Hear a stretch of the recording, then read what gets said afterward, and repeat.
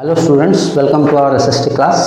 In this class we are going to discuss about geography and geography में आपका जैसे कि मैं लिखा हूँ व्हाइट बोर्ड में मैन्युफैक्चरिंग इंडस्ट्रीज आपका इस बार आएगा एनुअल एग्ज़ाम में, तो उसको आज हम डिस्कस करते हैं थोड़ा। लेकिन पूरा डिटेल में जाने से पहले I have a question for you कि do you understand what manufacturing is all about? Or in other words, if I ask you what is manufacturing, have you understood? अगर समझें तो बहुत अच्छी बात है, नहीं समझें तो I am trying to help you out. थोड़ा ध्यानपूर्वक सुनेंगे तो सारी चीज़ क्लियर हो जाएगा। हम जैसे मैन्युफैक्चरिंग जब भी बोलेंगे या कोई आपको अगर पूछता है व्हाट इज़ मैन्युफैक्चरिंग, तो आप इस चार चीज़ों को याद रखिएगा। क्या है? पहला ना एक है, जैसे मैं थोड़ा लिख भी देता हूँ तो आपको समझ में आएगा कि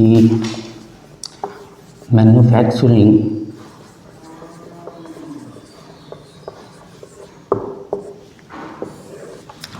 has these 4 characteristics and they are very important. एक क्या है ना, नंबर 1 यू कैन राइट और यू कैन से और यू कैन अंडरस्टैंड कि वो है मशीन मेड।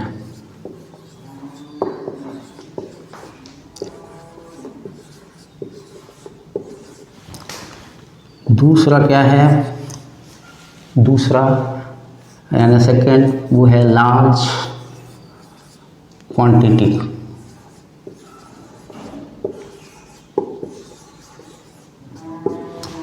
तीसरा क्या है ना, आप इसको भी याद रखें कि मोर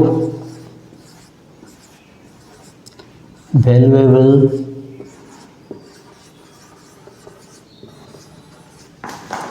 गुड्स। तो ये तीन चीज़ पॉसिबल कब होता है ना, जब दे आर कंबाइंड। कैसे कंबाइन होता है और उसकी वजह से निकलता है और एक आप उसको याद रखेंगे, वो है मॉडिफिकेशन।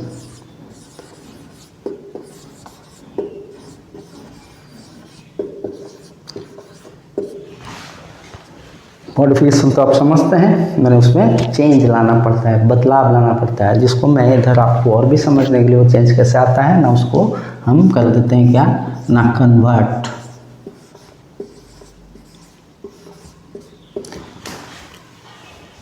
इसका मतलब यही होता है मैन्युफैक्चरिंग हम उसको बोलेंगे जिसमें ये 4 कंडीशंस पूरा हो रहे हैं। यानी in other words manufacturing refers to और means all the goods are machine made and in large quantities after they are modified into more valuable goods। Generally वही चीज़ हमारे इर्द गिर्द पूरी बाढ़ जैसा भरा हुआ हमको मिलता है मार्केटों में, इधर उधर हर जगह। और आप अगर आपके घरों में भी देखेंगे तो ऐसे 1000 सामान होगा या गुड्स होंगे जो मैन्युफैक्चर्ड है। एम आई क्लियर और नॉट? ये भी, इसको भी हम कर सकते हैं मैन्युफैक्चर्ड। इसको ये जो मैं शर्ट पहना हूँ वो भी मैन्युफैक्चर्ड आइटम है। तो इस तरह की चीज़ों को हम बोलते हैं मैन्युफैक्चर्ड गुड्स और प्रोडक्ट्स और आइटम्स। Am I clear? तो जैसे कि आपकी जो किताब में ये चीज़ भी दिया हुआ है कि जो लड़का मार्केट में जाता है और वो मार्केट देख के हक्का बक्का हो जाता है, इतने सारे चीज़ पड़े हुए हैं, तो वो पूछता है अपने पापा को, पापा ये सब ऐसे कैसे बनते हैं? तो पापा जी उसको समझा देते हैं कि बेटा ये सब जो लार्ज क्वांटिटीज़ में चीज़ें बनते हैं, इसमें 3 टाइप के हमारे इंडस्ट्रीज़ होते हैं कि लार्ज स्केल इंडस्ट्रीज़, इसमें कार, बाइक्स, हवाई जहाज़ और पता नहीं 1000 वॉशिंग मशीन, टीवी, फ्रिज, ये सब चीज़ें बनते हैं। और फिर वो जो आपका छोटा मोटा चीज़ है, बर्तन है या आपकी अचार पापड़, ये सब चीज़ें, ये सब भी स्मॉल इंडस्ट्रीज़ में बनते हैं।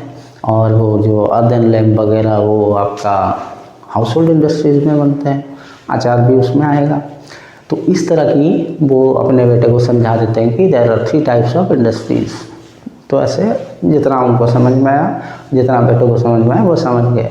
हम तो डिटेल में जब जाएंगे आपको भी पता चलेगा है क्या चीज़ सारे के सारे। लेकिन यही जनरली वो बोल रहा है कि all these things are generally called manufacturing goods and इसकी जो दायरा है उसको हम बोलते हैं manufacturing sector. Am I clear ना? डाउट है? और भी थोड़ा मैं आपको समझा देता हूँ। जैसे मैन्युफैक्चरिंग में, जैसे उदाहरण के तौर पे, जैसे ये चीज़ मैं बोला कि कोई कपड़ा बनाना चाहेगा तो उसके लिए रॉ मटेरियल उसको क्या करता है, वो ना पहले कॉटन लाएगा, कॉटन ला के लार्ज क्वांटिटीज में उसको मशीन में डालेंगे। मशीन में वैरायटी ऑफ स्टेजेस में, वेरियस स्टेजेस में होते हुए वो जाके बनेगा, मॉडिफाई हो जाएगा और जो हमारे हाथ में आएगा वही कपड़ा हम जिसको हर कोई पहनता है। तो यहाँ पे रॉ मटेरियल को कन्वर्ट किया गया एंड मैन्युफैक्चर क्या बना, मैन्युफैक्चर्ड आइटम ना, वो है हमारे जो क्लोथ्स, यानी हम शर्ट पहनते हैं, पैंट पहनते हैं, या जो सलवार कमीज एक्सेट्रा एक्सेट्रा, साड़ी, ये सारे चीज़ उसमें आ जाता है। सिमिलरली आप जो शुगर कैन है वो खेतों से आप लेते हैं, वो एक रॉ मटेरियल है और एक एग्रीकल्चरल आइटम है। उसको लेके जब मशीन में डाला जाता है बड़ी मात्रा में तो उससे हम चीनी बनाते हैं और भी चीज़ें बनता है, गुड़ वगैरह, जैसे जगरी जिसको बोलते हैं। चीनी हम जो अब सबसे ज़्यादा पॉपुलर है प्रोबेबली, वो हमको मिलता है। तो आप देख रहे हैं गन्ना एक अलग चीज़ है, मैंने एक ही चीज़ से चीनी बन रहा है लेकिन वो कन्वर्जन हो रहा है और दोनों एक दूसरे के साथ कोई मेल मिलाप नहीं है, माने ये अलग हो जाता है। That is what is modification. Similarly आपका पेपर बनता है जिसमें आप लोग लिखते हैं या हम पढ़ते हैं, ये सारी चीज़ ग्लास या बैम्बू से बनता है, उस तरह की चीज़। तो आयरन एंड स्टील जिसको हम बैकबोन ऑफ इंडस्ट्रीज मानते हैं, वो भी आयरन ओर से कन्वर्ट होता है, तो आयरन एंड स्टील बनता है। फिर सब कुछ उसमें यूज किया जाता है सब चीज़ के लिए। उसी तरह से आपका एल्यूमिनियम है, वो बॉक्साइट की जो रॉ मटेरियल है उसको कन्वर्ट करने के बाद, मॉडिफाई करने के बाद, चेंज करने के बाद थ्रू मशीन्स हम एल्यूमिनियम पाते हैं। सो इस तरह से manufacturing items are produced. Am I clear? तो ये जो मैन्युफैक्चरिंग आइटम्स या गुड्स जो बनते हैं उसमें जो इंडस्ट्रीज़ में जो लोग सब काम करते हैं उनको हम इंडस्ट्रियल वर्कर्स या एम्प्लॉई या मैन्युफैक्चरिंग गुड्स बनाने वाले एम्प्लॉई बोल सकते हैं, या उसको जो एम्प्लॉय करते हैं, रोज़गार देते हैं, उनको हम मैन्युफैक्चरर बोल सकते हैं या इंडस्ट्रियलिस्ट बोल सकते हैं। Am I clear? ये वाला समझ में आ रहा है? तो हमारे, आप जैसे कि पहले भी पढ़े हैं कि हमारे इकोनॉमी में देयर आर 3 सेक्टर्स प्राइमरी, जो कि रिलेटेड टू है agriculture and other related activities.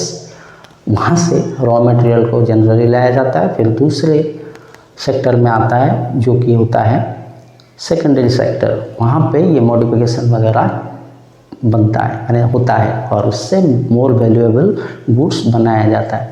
तो इसको हम, वही जो सेकेंडरी सेक्टर है उसको हम इंडस्ट्रियल सेक्टर भी बोल सकते हैं। Am I clear? और जो इन दोनों को जोड़ने वाला और भी बाकी काम करने वाला और एक सेक्टर है जिसको हम टर्शियरी सेक्टर बोलते हैं, यहाँ पे सर्विस की प्रोविज़न होता है, यानी सर्विस प्रोवाइड किया जाता है। तो वो ये तीनों मिलके हमारे किसी इकोनॉमिक एक्टिविटीज़ को आगे बढ़ाते हैं। Am I clear?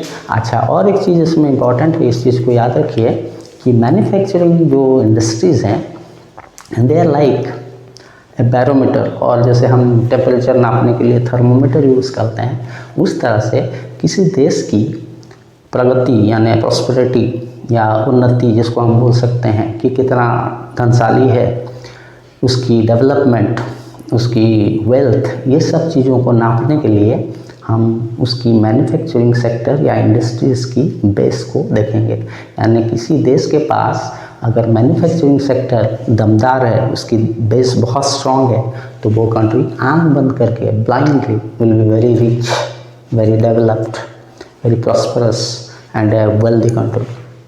और जिसके पास वो नहीं है, जिस कंट्री के पास, they will be considered under developed और लेस डेवलप्ड और पुअर कंट्रीज।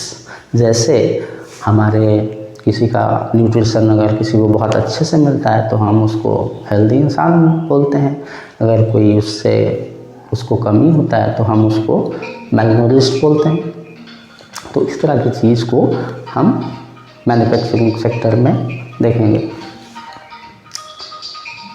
अगर आपको अच्छा लग रहा है तो शेयर कीजिए, लाइक कीजिए और सब्सक्राइब भी कीजिए।